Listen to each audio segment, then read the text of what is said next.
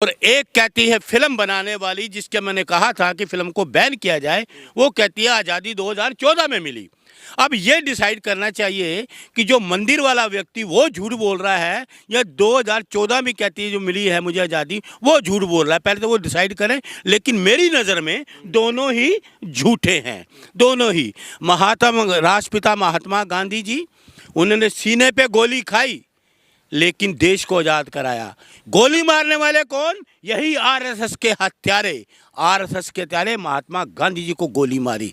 पंडित जवाहरलाल नेहरू जी, मौलाना अब्दुल कलाम साहब, सरोजनी नायडू, कितने कितने, झांसी की रानी, सुभाष चंद्र बोस, कितने बड़े सरदार पटेल, लोगों ने देश को आज़ाद कराया 1947 के बाद। लेकिन मैंने कहा था कि ये जो इमरजेंसी फिल्म है, तो जो कह रहे हैं कि इंदिरा गांधी जी पर बनाए रोल किया है, पैसा सरकार का। पैसा सुन लीजिए पूरी बात। आप इमरजेंसी बैन करो चिल्लाते रह गए। रिलीज हो गई, कमाई हो गई, कंगना रनौत खुश हो गई। एक आदमी नहीं देखने गया, 1 रुपए की टिकट नहीं, करोड़ों की टिकट भी। अब आगे तो सुनो, आपने बीच में ही टोका टाकी करते हो, सुनो तो सही। मैं आपको आज 8 फिल्में दिखाने वाला हूँ, फ्री ऑफ कॉस्ट, कोई पैसा नहीं है इस फिल्म में।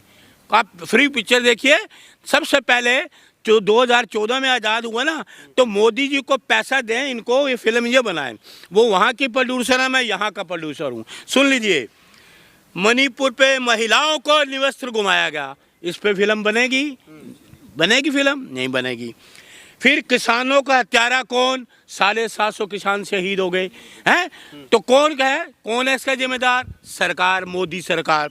फिर नंबर 3, राजधानी में बेटियों को रोन डाला। जो पहलवान थी, देश के लिए सोना लेके आई, उनको यहाँ जंतर मंतर पे रोन डाला। क्या उसके लिए ये फिल्म बनाएंगी? नहीं बनाएंगी। फिर उसके बाद ये पुलवामा जवानों का हत्यारा कौन? 40 जवान शहीद हुए हमारे देश के। पुलवामा में RDX कैसे आया? ये तो 2014 की घटनाएं हैं। और नंबर सुनिए 5, मैं पैसे नहीं ले रहा, टैक्स फ्री फिल्म है ये। कोई आप बैठिए, आराम से बैठिए, देखते रहिए, कोई पैसा नहीं है। आपको चाय भी पिलाऊंगा, काफ़ी भी पिलाऊंगा, पॉपकॉर्न भी खिलाऊंगा। उसके बाद सुनिए, फिर आया आपका नोटबंदी, पूरे देश की अर्थव्यवस्था खराब कर दी। इतना बड़ा नोटबंदी का घोटाला। और ये कहते थे कि 2000 के गुलाबी नोट आएंगे, 2000 के नोट भी बंद हो गए। जो 2000 के नोट नहीं चला सके तो सरकार क्या चलाएंगे?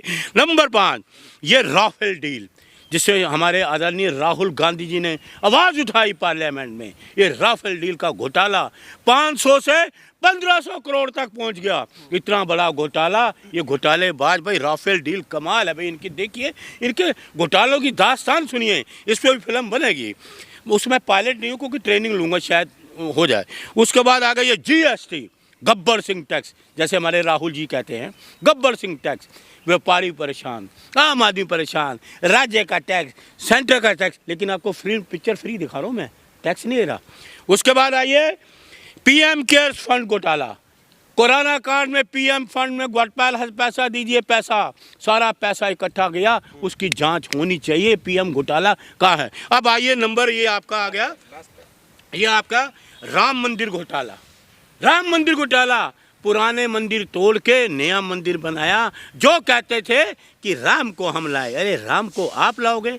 राम को तो आप पूरी सुन लीजिए, पहले कहानी बीच में बोलिए मत। पार्लियामेंट घोटाला, कमाल है, पानी चोरा है पार्लियामेंट ने। पानी, बरसात में पानी की नालियाँ पार्लियामेंट में आ रही हैं। उसके बाद आप आइए शिवाजी मूर्ति घोटाला, मध्य प्रदेश का।